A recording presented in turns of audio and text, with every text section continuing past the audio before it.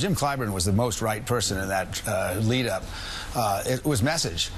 Sure, it was an off year, and we can make all these excuses. Right. But the fact is, we have never been able to, and even through the days of the 50-state strategy and, taking over the House, the Senate, and the President in 4 years when I was running the DNC, I could never get the Washington Democrats to stay on message. The Republican message was, we're not Obama. No substance whatsoever. We're not Obama. What was the Democrats' message? Oh, well, we're really not either. You cannot win if you are afraid. Yeah, I mean, is that... It felt like it. Yeah. Where the hell is the Democratic Party? So, you've got to stand for something if you want to win. Dan Balls had I thought, a rough piece about the Democratic Party, but two things. The headline is, 2 midterm elections have hollowed out the Democratic Party. And they said this about the state parties in particular. Without prominent statewide elected leaders, Democrats are in danger of seeing their state party structures atrophy. We've been there before.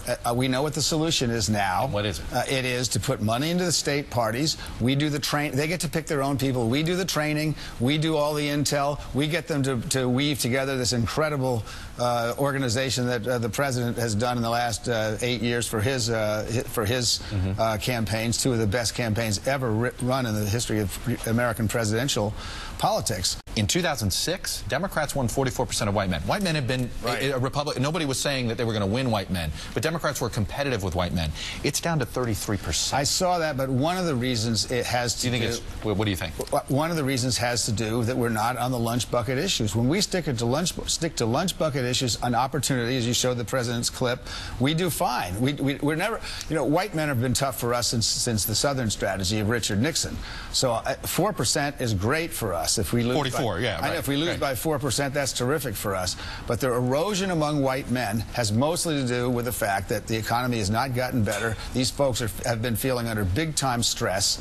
And we have got to have a message that has to do with basic economics. It helps us all across the board, but particularly with white men. Let me ask you, there's a concern now among some that because there's going to be a coronation of Hillary Clinton, that actually the Democratic Party could use some refreshing, bring out new faces. Still, it could end up being Hillary Clinton as the nominee, and she's probably the strongest nominee. But are you concerned that suddenly there aren't going to be any other Democratic Party leaders given a chance to sort of rise up? There are definitely going to be some other Democratic Party leaders, and some of them are going to come from the progressive end of the party, and I think that's a good thing. She need a primary? I don't think from the point of view of a candidate, no candidate needs a candidate. Does the Democratic Party need one? I don't think we need one, but we're going to get one. Look, this is the most important office on the face of the earth. You're not going to have an uncontested march to an empty seat for an open seat. But the truth is, there are a lot of things we ought to debate. We ought to be debating income inequality.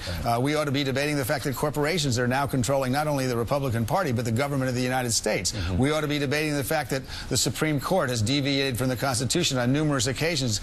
I still have yet to find where the Constitution says a corporation is a person. So there's a tremendous amount of debate here to be had, and those are the things our party needs to stand for. Are you going to be part of that debate, or are you done with presidential politics? Am I running for president? Yes. No, I'm supporting Hillary Clinton.